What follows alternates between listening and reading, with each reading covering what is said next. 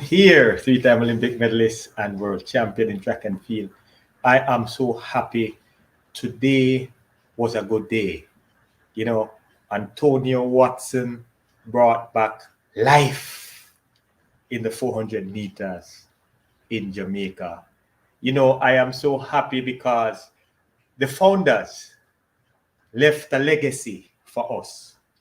And they knew that with the 400 meters, that if we were able to overcome some of the issues that we had, personal issues and family issues, that we could use the 400 meters and we could detect opportunities all over the world. Antonia Watson is continuing that legacy. And because of that, I am so happy. I'm happy for him. You see, after the race, he lay on his back and you could tell that he was thinking about all those adversities, all those doubts, all those naysayers. And I'm so happy for him because he's able to share his story with the world now. I was just on an interview on TVJ, and his coach was also on the call as well. And the coach was saying that some of the things Antonio had to overcome. He said that where they trained, they would have to tie up some of the goats and get rid of some of the goats for him to have enough space. And he said that at a certain time, he had to, whether or not the workout was complete, that they had to find somewhere else to go. And that is a heartbreaking story because I'm saying, in Jamaica, a time like this, athletes should not have to experience these things because the founding fathers have left a legacy for us to inherit. So there should not be space for people like Antonio Watson to train. Now, see it, he has done it. He is now the world champion in the 400 meters. I am so happy for him because I can just imagine the hard work, the commitment, the dedication. So I want you all to support him, encourage him, help him to understand that the work starts now because more people will be gunning after him right now. I listened to his coach and his coach was excited too. And they are thinking about the future, the future of 400 meters. You see, one of the big issues we found, even with Antonio in the beginning, that he was in the wrong event. Yes.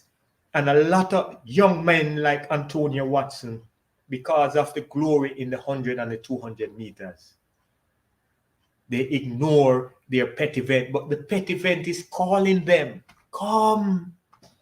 So I'm just here to say I am so happy for Antonio. He has done great things for his country. He has done great things for his family, and he's done great things for himself.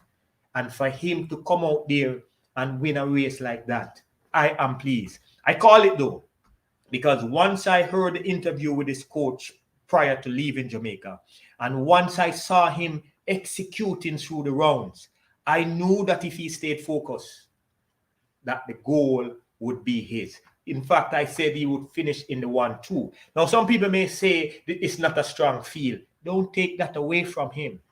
Don't take away his glory, because that was a very competitive field. You had the world record holder in it. You have four-time Olympic medalist Kirani James. You had some good contenders. So don't diminish his victory by saying or thinking that the field wasn't strong enough. It was a strong field, and he was able to overcome. He distributed the race to perfection, and he's now a world champion. I am so happy. I am so happy for him. I want to hear your thoughts. I want to hear your thoughts. Tell me about the race. Tell me what you admire about the race. Tell me what you admire about him. You see, Antonio has the mind of a champion, you know. You could tell that he wants to win. He wanted this more than the other guys.